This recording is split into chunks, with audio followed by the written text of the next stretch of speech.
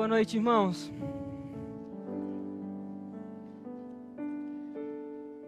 Que privilégio poder compartilhar a palavra do Senhor. Tem alguém nos visitando pela primeira vez? Aqui do lado direito, levanta a mão. É lado esquerdo, né? Faz sentido. Do lado esquerdo, tem alguém nos visitando pela primeira vez? Não. Aqui no centro, tem alguém? Lado direito também não tem? Ok, todo mundo de casa.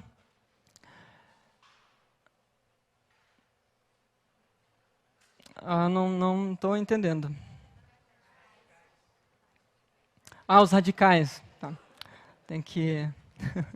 Por código não dá. Ok.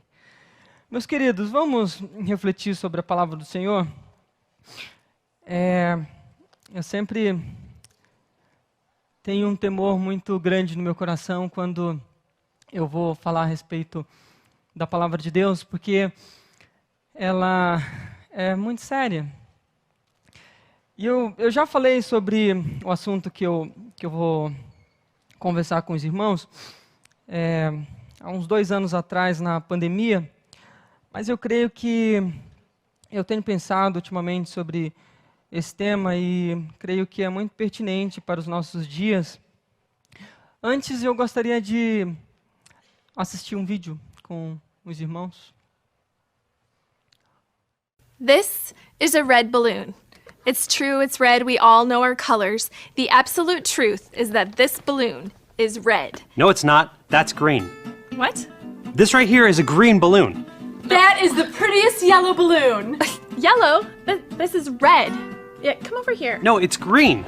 It's red! Yeah, I know, it's a red balloon. Hey, will you look at it from my point of view, please? What? Hey, nice blue balloon. It's green! Green? It's red. Why are you saying it's red when it's blue? Huh? It's totally purple from here! Purple. Okay, you know what? Let's just settle this once and for all, okay? Where are you going? Hey, what color is this balloon? I only see in black and white. Hey, Mark, what color? There is no balloon. This is ridiculous. Hey, I know what the problem is. Look, my mom taught me that this was blue. But, then she said this is red and green, yellow, and on and on. Okay, I get that your mom taught you that was blue, but I mean, that's not the truth. Whoa, why are you talking bad about his mom? Yeah. I'm not. Listen, I respect your mother. Thank you. And the way she raised you. She taught you that it was blue. Our moms taught us that it was red. That's the way it goes. I thought you said it was green. It is green. See, I'm smart. I went to college. And in college, I learned all these different theories about color. Really? And my color professors who have doctorates in color. Do you have a doctorate in color? No. It shows, okay? They can't even agree on one theory of color, so you have to look at all the different theories and pick which one works best for you. And green is great for me. That makes sense. Thank you. No, you can't just pick whatever color fits your life the best. Red is red. Okay, do you know the word intolerant? Yeah. Because that's what you're being right now. All right, you're shoving your opinion down my throat. Okay, it's not my opinion, it's the truth. Hold on. All we're saying is that we need to stop arguing about trivial things. Like truth. You know, the funny thing about truth is, it's true, whether you believe it or not. Deu para ler a legenda, né? Ok. Antes eu queria ler 3 textos para a gente refletir sobre a verdade do Deus verdadeiro em um mundo de mentiras. Quando nós falamos sobre verdade hoje, é um pouco complicado. Isaías, do capítulo 59, versículo 14 e 15, diz: assim a justiça retrocede e a retidão fica à distância, pois a verdade caiu na praça e a honestidade não consegue entrar. Não se acha a verdade em parte alguma, e quem evita o mal é vítima de saque. João 14,6 diz: Jesus respondeu: eu sou o caminho, a verdade e a vida. 2 Coríntios, capítulo 13, versículo 18, Paulo ele vai dizer que nada podemos contra a verdade, senão em favor da verdade. Pensando nesses textos, eu gostaria de refletir com os irmãos sobre a verdade do Deus verdadeiro em um mundo de mentiras e gostaria de voltar a esses textos no final da minha fala. Queridos, falar sobre verdade é um pouco complicado, mas nós cremos, e todas as vezes que eu falar a respeito da verdade, eu estou me referindo à palavra de Deus. Ela é a verdade sobre toda a realidade. Ela é a verdade a respeito do pecado, ela é a verdade a respeito da nossa condição humana e ela é a verdade a respeito do nosso futuro. Ela é a verdade a respeito do propósito de Deus para as nossas vidas.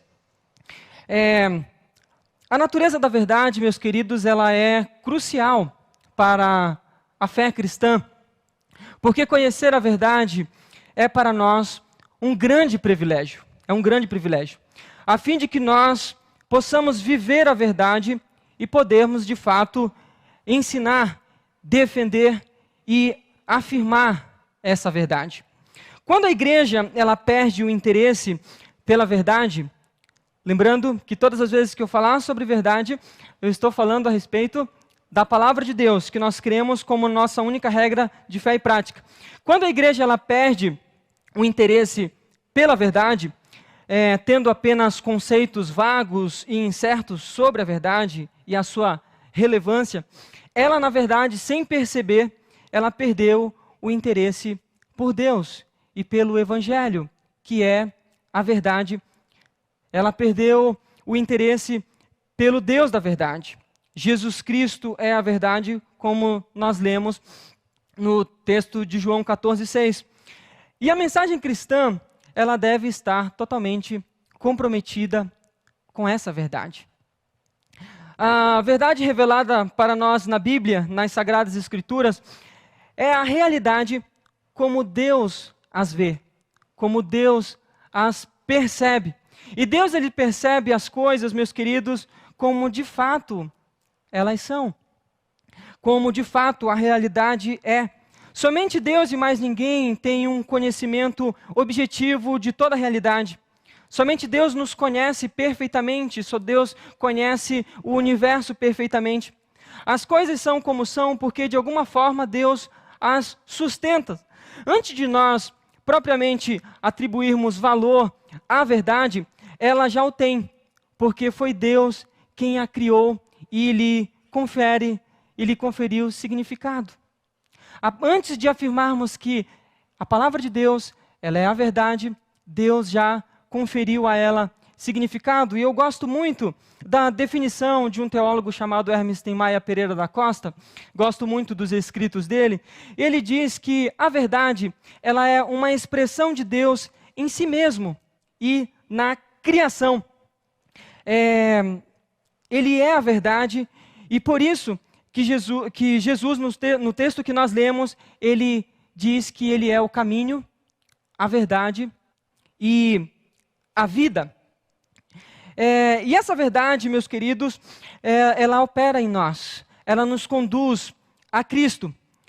A graça de Deus, ela opera em nós pela verdade, e é por meio dessa verdade que nós ouvimos e compreendemos que nós frutificamos.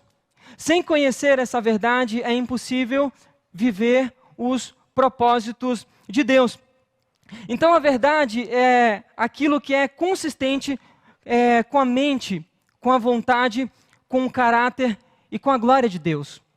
O John MacArthur, também gosto muito dos seus escritos, ele vai dizer que a verdade, ela é uma expressão exata de Deus. Deus, ele é a verdade. E essa expressão da verdade estão nas páginas das Escrituras. Das Escrituras. Mas assim como em todas as épocas, meus queridos, o Evangelho, ele sofreu ataques.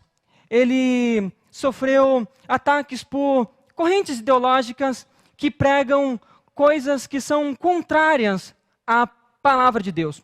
No Antigo Testamento, no texto que nós lemos de Isaías, nós já percebemos que Deus te deu uma esposa abençoada, cara. Mas vai atrás, que ele não vai trazer aqui.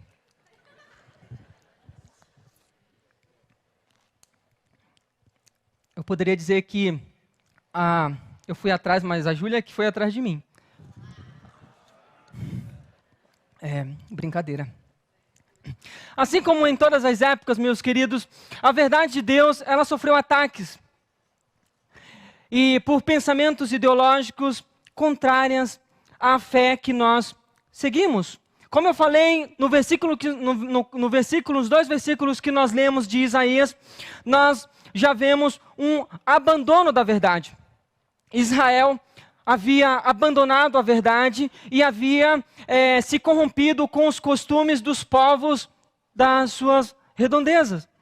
Havia um grande desafio e o texto diz que eles abandonaram a verdade. O pensamento contemporâneo, a realidade onde nós vivemos hoje, não é diferente. Ela nos apresenta algumas características que têm como objetivo a desvalorização da verdade, a desconstrução do padrão moral de Deus e das Sagradas Escrituras para o homem. E nós poderíamos citar vários, e eu gostaria de trabalhar alguns com vocês. Não vou poder trabalhar todos, porque o tempo não permite. Mas um dos valores contemporâneos que nós vemos hoje, muito presente nas faculdades, nas escolas, é o relativismo. Você já ouviu falar do relativismo? Provavelmente o vídeo que nós assistimos fala exatamente disso. O relativismo diz que não existe uma verdade absoluta ou valores moralmente válidos, porque depende do ponto de vista de cada pessoa, de cada um. Provavelmente você já ouviu alguém pensando assim. O pluralismo religioso, onde diz que não há uma hegemonia, não há hegemonia de uma religião, não há uma religião correta. Todas são corretas. Já ouviu a expressão todos os caminhos levam a Deus? Isso é uma tolice. Então vai dizer que tudo é válido e aceitável. Além disso, nós temos o materialismo, mas eu gostaria de pensar com você o materialismo no sentido do consumismo. Das pessoas sempre querer mais e mais e mais, um valor, fugiu a palavra, obsessivo pelas riquezas, pelos bens materiais. O homossexualismo, que é algo tão... Quando nós falamos sobre o homossexualismo, a gente já dá dois passos atrás, porque é muito complicado falar sobre o homossexualismo. Feminismo, o niilismo, onde a ideia do niilismo é aniquilar todo e qualquer conceito tradicional de verdade. Não existe também uma verdade. Nós podemos falar sobre o subjetivismo também, que traz essa mesma ideia, mas eu gostaria de tratar com vocês de apenas 4. O relativismo, o pluralismo religioso, o materialismo e o narcisismo, que é algo muito presente. Talvez esses conceitos você não está muito acostumado com ele, mas no decorrer da minha fala você vai perceber que esses conceitos estão muito presentes na nossa realidade. Eu sempre digo que por trás das nossas ações, daquilo que nós fazemos, há sempre uma série de valores, uma série de conceitos que nos levam a agirmos da forma como nós agimos. Não existe uma neutralidade. Então você vai perceber que, ou vai lembrar de alguma situação que você vai encontrar alguns desses conceitos. Durante muito tempo, a verdade de Deus, a palavra de Deus, ela tornou-se o elemento norteador da sociedade, da igreja, do governo, da política. E a teologia era conhecida como a rainha das ciências. A teologia, a palavra de Deus, ela estava em primeiro lugar. Mas, com o passar do tempo, com a chegada do que nós conhecemos hoje como a modernidade, houve então um rompimento com a Idade Média e o surgimento então da Idade Moderna, e houve algumas mudanças, tanto na ciência quanto na política, na cultura e principalmente na religião. Na religião. Agora a teologia, a ideia de que Deus ele estava no centro de tudo mudou. Ele foi lá para baixo. Então houve uma mudança, tanto na cultura quanto na religião e no pensamento humano. Agora, o homem, por meio da razão, ele era o autor então da sua própria história. Ele passa então a ser um ser autônomo e que toma as suas próprias decisões e faz o que ele quer da vida. Nós já estudamos na escola, né, a ideia do renascimento, onde tudo aquilo que era tradicional, aquilo que era considerado como tradicional para o homem viver, foi substituído pelos pensamentos dos gregos, da filosofia grega. E desde então, meus queridos, houve uma inversão, né? Aquilo que agora Deus, que regia o universo, as Sagradas Escrituras, que era considerado como a verdade a respeito de Deus, ela passa a ser inválida. Ela não é mais a verdade a respeito de Deus. Então, tudo o que foi transmitido no passado, qualquer tradição, era considerado como incerto. Não era considerado mais como verdade. Por exemplo, a Bíblia, a família, princípios e valores que eram muito importantes foram deixados de lado. E já no primeiro século, a igreja ela enfrentava fortes desafios quanto aos valores e princípios da verdade de Deus. O próprio Senhor Jesus, quando ele estava com os seus discípulos, ele os alertou dizendo, cuidado para que ninguém engane vocês. No entanto, nós nunca presenciamos uma era onde o padrão de verdade a respeito de Deus tem sido ridicularizado. Ridicularizado. Sem dúvida, o maior objetivo é escravizar e convencer o ser humano, convencê-lo de que não existe uma verdade absoluta. Que o padrão de moralidade de Deus são apenas frutos de uma tradição. Apenas frutos de uma tradição. Porque, afinal de contas, não existe uma verdade absoluta. Você pode estabelecer as verdades que são corretas para você. Essa é a mente contemporânea. Já no início do século XVIII, alguns filósofos começaram a pensar a respeito disso e a se perguntar, será que de fato existe uma verdade absoluta? Existe algo que pode ser considerado como verdade e que nós podemos crer e tê-los como padrão de vida, como valores morais absolutos?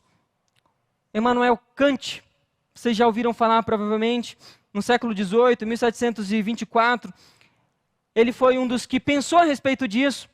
E Immanuel Kant, ele afirmou que havia uma brecha entre o que o homem podia supor e o que ele poderia saber de fato. O pensamento kantiano indicava já o final da era onde os homens, pela ciência e pelos fatos concretos, tentou chegar à verdade.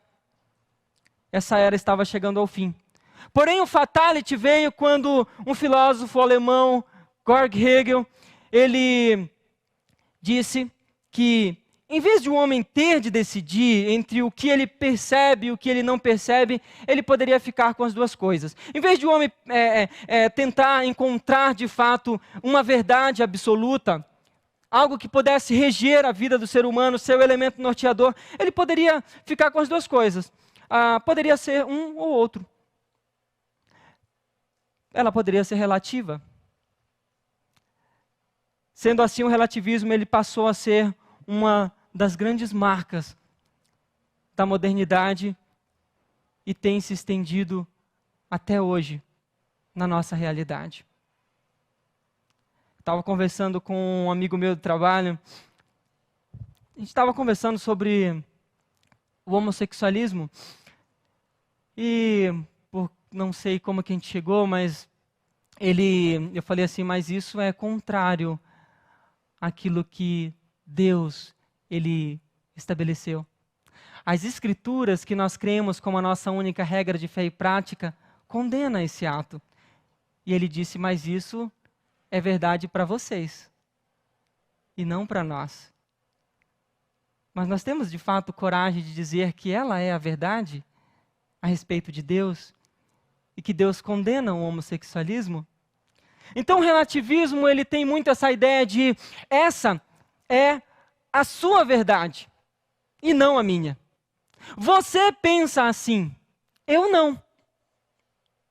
Não existe um padrão de verdade moral, tudo é relativo. Para aquela época, para aquela cultura, isso era válido. Mas para hoje não é mais válido. Quanto de nós já não deparamos, meus queridos, com afirmações assim?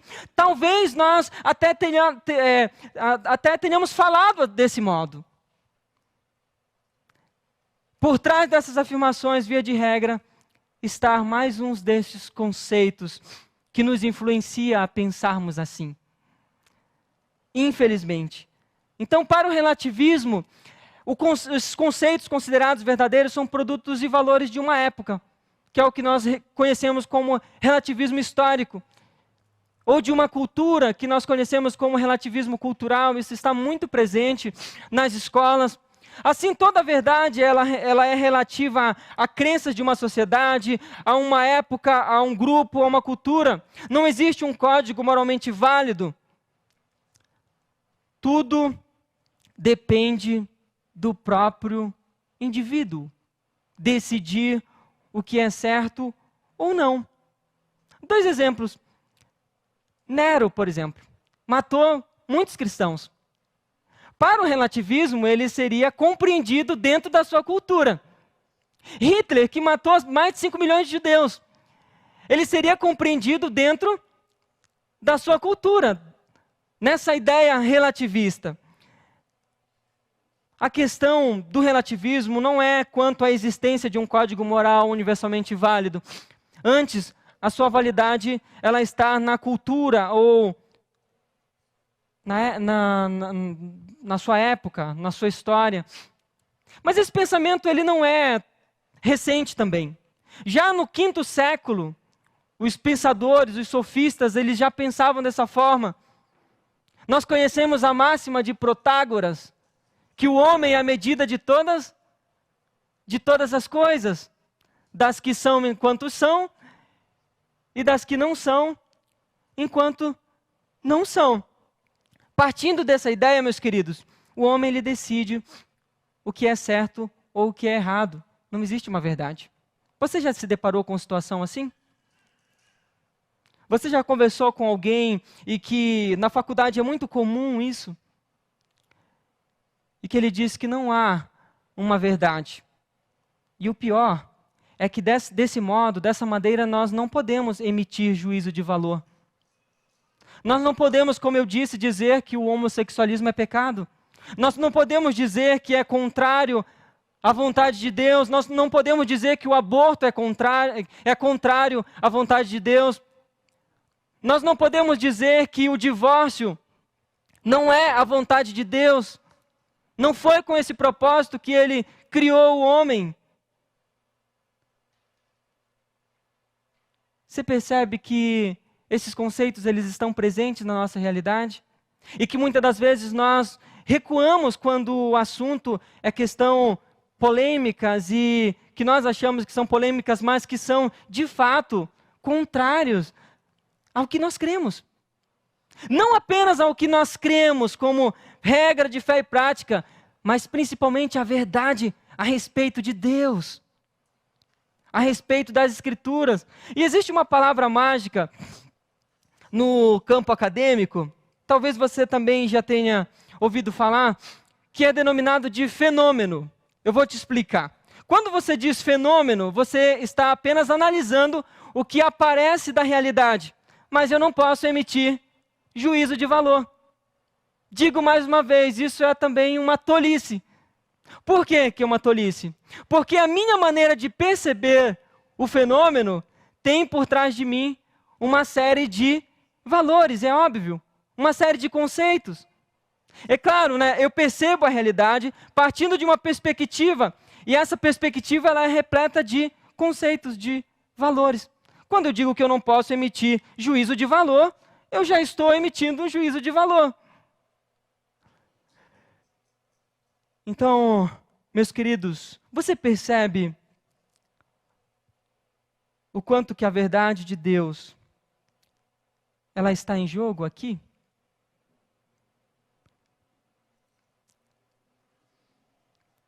Para os relativistas, não existe um padrão, uma verdade. Antes há uma infinidade de códigos. Dessa forma, qualquer juízo se baseia na nossa própria moral, naquilo que nós decidimos que é verdade. Gosto de um teólogo chamado John Sitteman, que ele provoca dizendo: se não existe verdade, também não existe heresia. Se não existe verdade, também não existe mentira. Tudo é válido. Eu estava lendo um livro chamado Verdade Absoluta, de Nancy Pearce, inclusive recomendo, que trata a respeito desses assuntos. Ela vai afirmar que afirmar que o cristianismo é a verdade sobre a realidade significa dizer que é uma cosmovisão que envolve tudo. O que é uma cosmovisão? É a forma como nós enxergamos a realidade, como nós enxergamos o mundo. Se nós temos uma visão não com a ótica cristã, nós enxergamos a realidade de forma incorreta. Tanto a realidade a respeito de Deus, como a respeito da nossa condição humana. E a minha pergunta, meus queridos, a nossa fé, ela está de fato fundamentada ao ponto de não negociarmos essas verdades? As verdades de que Jesus, ele é o único caminho que salva, de que o aborto é pecado, de que o homossexualismo é pecado, de que o adultério é pecado, de que a fornicação é pecado, são conceitos que não são válidos para hoje. Você pode aproveitar a sua vida, mas para nós cristãos, nós continuamos afirmando a verdade a respeito, a verdade absoluta a respeito das Escrituras. Disso não podemos abrir mão. Como em todas as ciências, vai dizer Hermes Maia Pereira da Costa, como em todas as ciências elas têm os seus pressupostos, nós também temos. E o nosso é que a Bíblia, ela é o registro inspirado, inerrante da palavra de Deus. E a Bíblia, ela contém a verdade, e nisto não podemos abrir mão. Não podemos abrir mão. E nós estamos convencidos, meus queridos, que se nós tivermos uma visão relapsa da palavra de Deus, nós estamos no caminho oposto do propósito de Deus. Por isso que nós devemos nos apegar nessa verdade, porque nós estamos vivendo uma guerra. Você já ouviu a expressão, quem sou eu para julgar? Dentro dessa perspectiva que eu estou falando, é isso que as pessoas dizem. Quando você diz que algo é errado, a pessoa diz, mas quem é você para julgar? Quem sou eu para julgar? Inclusive, muitos cristãos pensam assim. Como eu falei, nós não podemos dizer que o adultério é pecado, que a fornicação é pecado, que para os jovens pegar todas as meninas é pecado.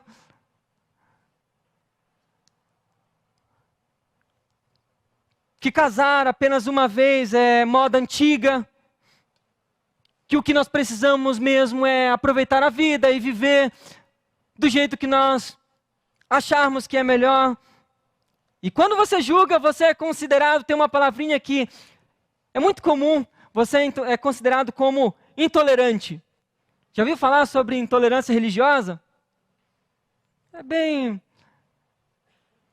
a carinha da nossa época. Você é intolerante. Porque a ideia aqui, meus queridos, é que pior do que o ato praticado é o juízo sobre o ato.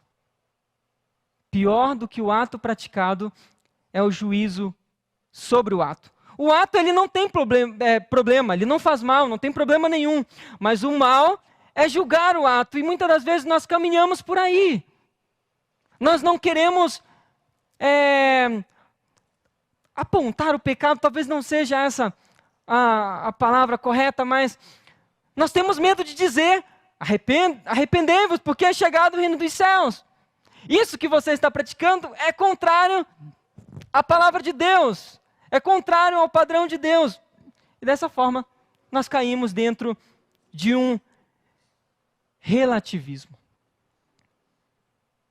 Talvez você não esteja muito acostumado com esse termo, mas é muito presente. E nós, como cristãos, nós precisamos estar preparados para afirmarmos para afirmarmos a verdade que nós cremos.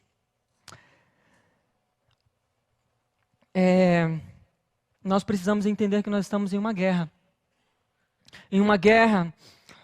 ideológica, em uma guerra que o Tolkien, C.S. Lewis, o Chesterton, já na Segunda Guerra Mundial, eles, nos seus escritos, defendiam, eles já combatiam, porque havia um movimento para desconstruir os valores cristãos, os padrões bíblicos de verdades. Mas nós entendemos, amados irmãos, que a ética cristã, ela não é formada com base em valores e costumes que celebram a concordância de uma sociedade específica, numa época específica, mas ela é fundamentada nos princípios universais, revelado pela palavra de Deus. E a nossa arma para lutarmos contra esses pensamentos é a própria palavra de Deus. É a própria palavra de Deus. Lutero, ele já dizia que se nós lutarmos em todas as frentes de batalha, exceto naquela que está sob ataque, então na verdade não estamos lutando a batalha, ou então nós já perdemos a batalha.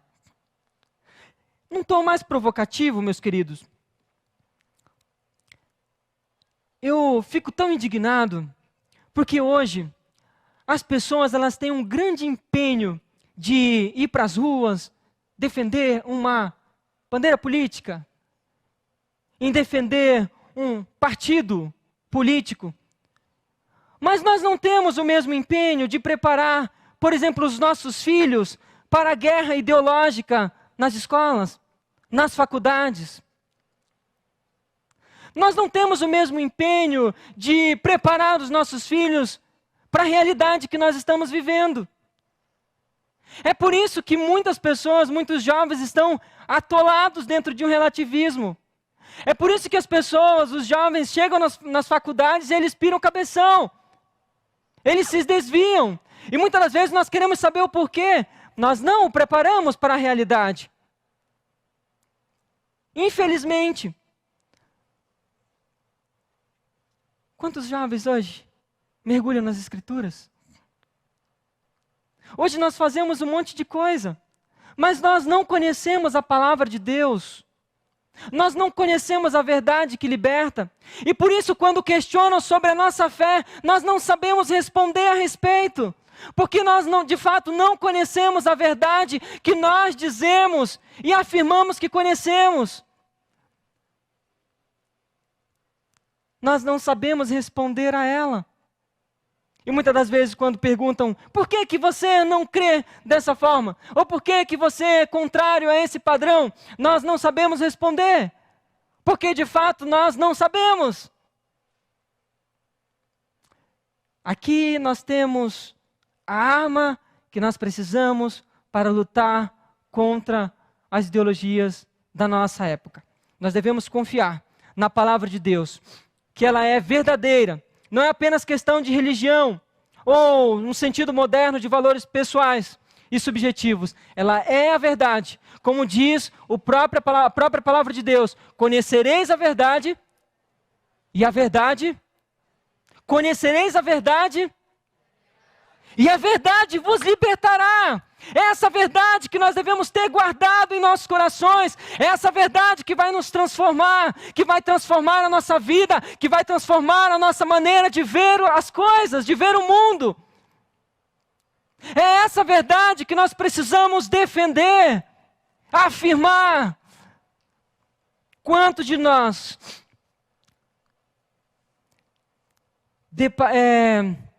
estamos preparados para dizer que essa verdade é absoluta?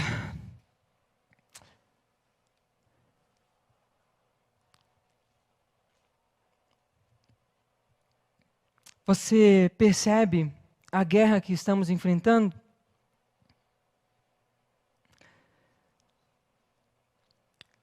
Você percebe que o cristianismo, a palavra de Deus, não se trata apenas de uma questão cultural, mas é a verdade a respeito de um Deus pessoal. E essa verdade do Deus pessoal nos transforma. Certa vez uma criança chegou da escola para a mãe e perguntou: mãe, por que mãe, quem que está mentindo? Você ou a professora? Aí a mãe: ué, como assim? Naquele dia, a criança era inteligente o suficiente para saber que a professora ela tinha ensinado que os seres humanos são descendentes de um antepassado comum. E a mãe tinha ensinado que Deus havia criado o homem.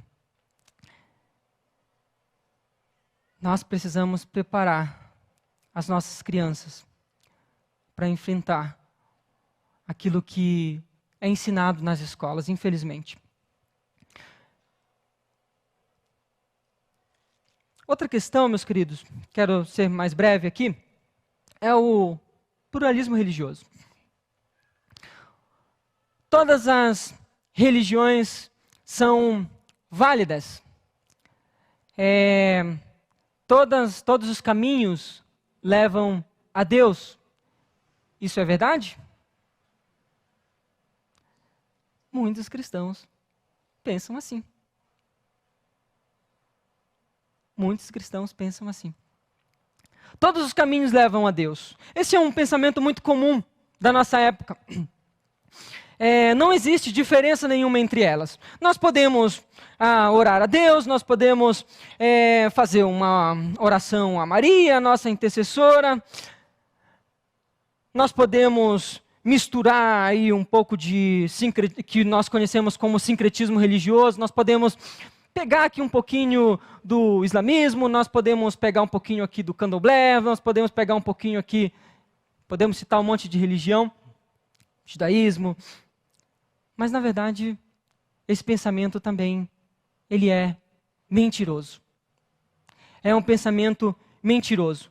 Porque daí nós podemos misturar todas as religiões, de fato, todas elas, então, levam a Deus, mas o próprio Jesus diz que ninguém vem ao Pai a não ser por mim.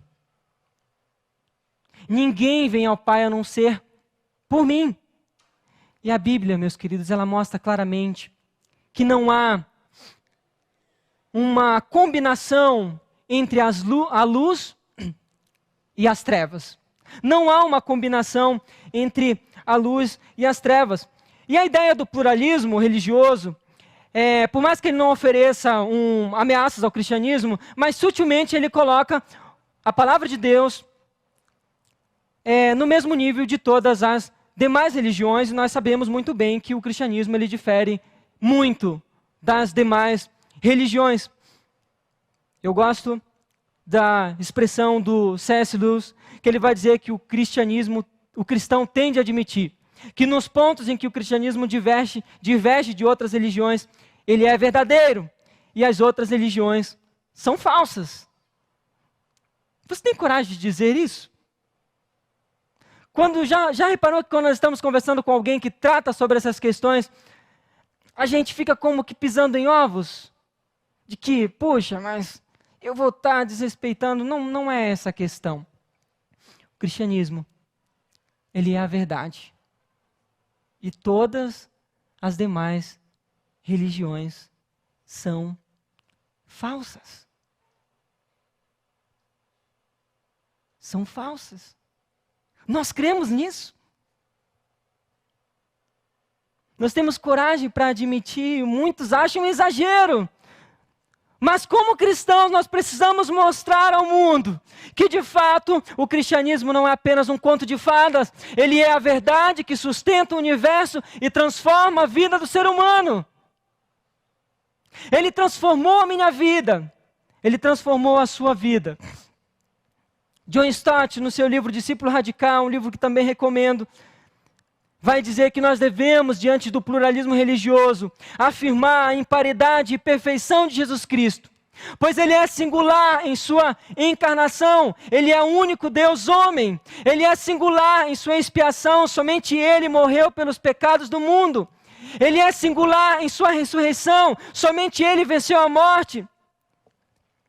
E sendo que em nenhuma outra pessoa, a não ser em Jesus de Nazaré, Deus se tornou humano em seu nascimento, carregou os nossos pecados em sua morte e triunfou sobre a morte em sua ressurreição. Ele é singularmente competente para salvar os nossos pecados. Ninguém mais tem essas qualificações.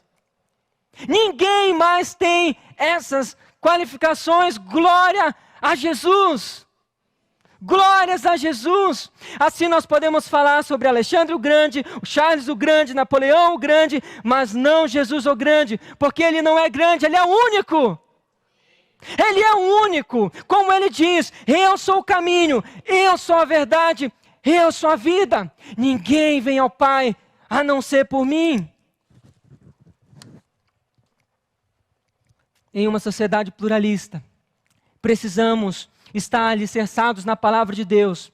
Sem dúvida, ela nos ajudará a sermos, como diz John Stott, um discípulo radical. Um discípulo radical que não nega os conceitos de Jesus, que não nega os conceitos da palavra de Deus, que não flerta com o pecado, que não diz, isso talvez pode, isso talvez não. Se a Bíblia condena, é pecado.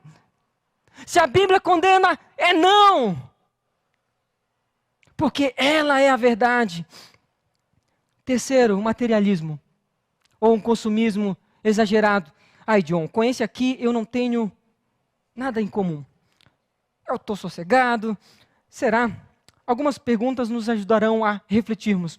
O que estamos buscando? Qual a razão da nossa preocupação no mundo? Estamos correndo atrás do que mesmo? O que estamos consumindo? Jesus nos diz que nós não podemos servir a dois senhores. Ele disse isso não porque não tem interesse em que seus filhos desfrutem das bênçãos. O fato é que se caminharmos no caminho do consumismo, logo nós teremos um Senhor. E muitas pessoas não têm Jesus como Senhor, mas têm o dinheiro como Senhor. Tem os bens materiais, porque a sua confiança está nos bens materiais, e a ideia é sempre querer mais, e querer mais, e querer mais. E nós entramos dentro de uma insatisfação. Nós nunca estamos satisfeitos com o que nós queremos. Uma vez que o dinheiro se torna o dono das nossas vidas, nós não conseguimos ter controle sobre os desejos da nossa carne e sempre queremos mais. É sempre a roupa da moda, o tênis do ano, o celular do ano, o carro do ano, o videogame do ano e por aí vai. Buscar em primeiro lugar o reino de Deus e a sua justiça. Não ajunteis tesouro nos céus, onde a traça e a ferrugem destrói, onde os ladrões roubam. Mas ajuntais tesouro nos céus, onde a traça não consome e onde os ladrões não roubam. Essa é uma verdade que nós precisamos voltar a ela. É um mundo sem fim, sempre queremos mais. E quando nós não temos condições de suprir os nossos desejos, nós entramos em uma insatisfação, nunca estamos satisfeitos. Mais uma vez, recorro à ideia do John Stott, que ele vai dizer que o materialismo não é apenas uma aceitação do mundo material. Se assim fosse, todos os cristãos seriam materialistas, pois acreditamos que Deus ele criou o mundo material e disponibilizou para nós bênção. O materialismo ele é uma preocupação com as coisas materiais e que podem abafar a nossa vida espiritual e a nossa confiança em Cristo Jesus. Em Filipenses 4:11, Paulo nos incentiva a desenvolvermos um estilo de vida com simplicidade e generosidade. E generosidade, simplicidade é totalmente contrário ao materialismo. Pois em vez de olharmos para o nosso umbigo, nós olhamos a necessidade do próximo. Olhamos a necessidade do próximo. O que você está consumindo? O que você está buscando? E eu me incluo nisso, o que nós estamos buscando? O remédio para combater o materialismo é amando a Deus acima de todas as coisas nessa terra e exercendo a generosidade com o próximo. Último, o que nós devemos ser? O inconformismo.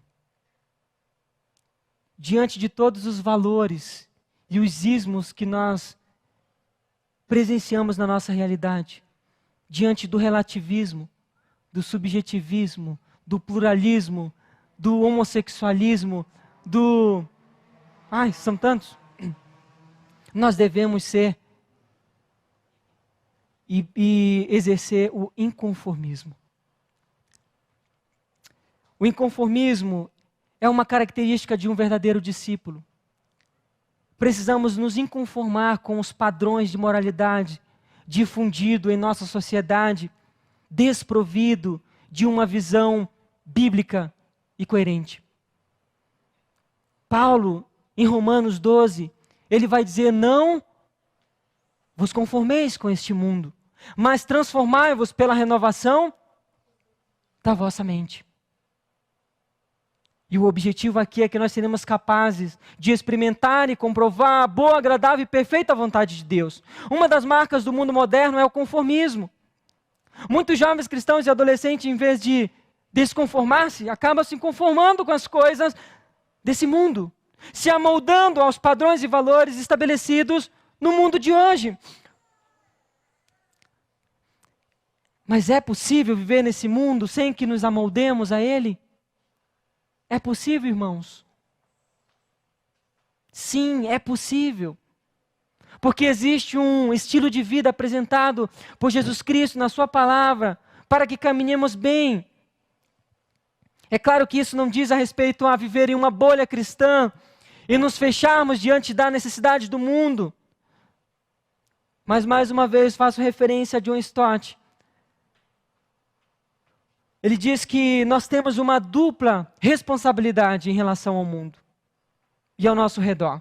Por um lado, nós devemos viver, servir e testemunhar no mundo, e por outro, nós devemos evitar nos contaminar por ele ou com ele. Assim não devemos preservar a nossa integridade, a nossa santidade, a nossa lealdade a Jesus, fugindo do mundo, nem sacrificá-lo, nos conformando a ele. No Antigo Testamento, a ordem de Jesus era muito bem clara ao povo: fareis conforme os meus juízos e os meus estatutos para andardes nele. Eu sou o Senhor, vosso Deus. Se desejamos de fato, meus amados irmãos, sermos um discípulo inconformado com o mundo, nós precisamos desenvolver por meio da palavra de Deus uma contracultura cristã. Uma contracultura cristã, para um engajar na defesa da nossa fé, não abrir mão das verdades a respeito de Deus, mesmo que sejamos taxados como intolerantes. Sem dúvida, a Bíblia, a palavra de Deus, ela nos oferece elementos sólidos e norteadores para um nocaute em todos os perigos que rejeitam as alegações cristã de perfeição e singularidade, e entende a tentativa de converter qualquer pessoa ao que julga simplesmente ser nossa opinião. não é nossa opinião. É a verdade do Deus verdadeiro em um mundo de mentiras. Porque como nós lemos, nada podemos contra a verdade, senão em favor da verdade. Porque a verdade de Deus, ela não se fundamenta em nossas opiniões, mas ela se fundamenta nas Escrituras e no Deus que é o autor da verdade. As Escrituras mesmo testificam por si só que ela é a verdade de Deus em meio ao mundo de engano e de mentiras, porque nada podemos contra a verdade, senão em favor da verdade. Como vai dizer João Calvino, ainda que o mundo inteiro fosse incrédulo, a verdade de Deus permaneceria inabalável e intocável, porque ela é a verdade. Ai dos que ao mal chamam bem e ao bem mal, dos que dizem que as trevas são luz e as luz trevas, dos que fazem do amargo doce e do doce amargo. Isaías 5:20. A Bíblia, ela é a verdade de Deus. Ela é a fonte autoritativa de Deus para o nosso pensar, para o nosso crer, para o nosso agir e para o nosso viver. Se abrirmos mão disso, não há cristianismo. Não há cristianismo. Não há evangelho. Apenas seguimos alguns ritos. Jesus respondeu: eu sou o caminho, a verdade e a vida. Você crê nisso? Você crê nisso? Eu sou o caminho.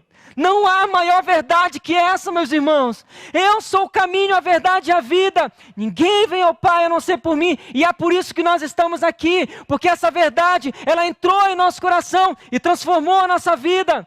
E hoje nós podemos ter acesso ao Deus da verdade. E não abrimos mão disso.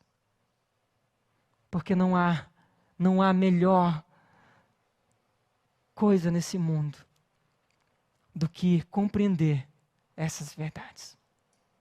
Amém? Louvado seja o Senhor, ó Pai. Louvado seja o Senhor. Nos ajude a perceber a realidade que vivemos. Eu sei que a mentira é tão sutil e muitas das vezes nós abrimos mãos daquilo que nós cremos por medo,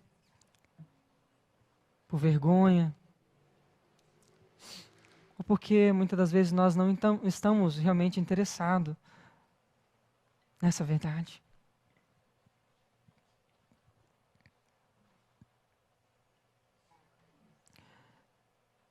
Nos prepara, ó Pai, como cristãos verdadeiros, não apenas afirmar a Tua palavra, mas defendê-la. Não apenas dizer, Deus, que deu certo para mim, pode dar certo para outra pessoa. Não, Senhor. Que possamos continuar afirmando que essa é a verdade que transforma o mundo. Que essa é a verdade, Deus, que um dia nos alcançou e nos fez nova criatura. Diante, Deus, de uma enxurrada de pensamentos, de correntes ideológicas que permeiam a nossa realidade, que possamos continuar firmes, afirmando que a Bíblia é a verdade absoluta.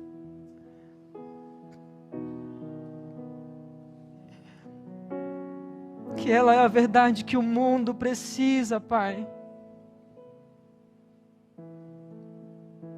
Que ela é a verdade que transforma e tem poder para transformar os nossos familiares. Que ela é a verdade que tem poder para transformar os nossos parentes, os nossos amigos, os nossos vizinhos. Que muitas das vezes, Pai, estão atolados na mentira, no engano de Satanás, ó Pai. Mas a minha oração é para que o Senhor nos ajude a compreender muito mais essa verdade, que ela faça realmente sentido para nós. Que não tenhamos, Pai, essa verdade como um elemento qualquer na nossa vida diária, mas que ela faça parte da nossa vida sempre, Deus. Sempre, sempre.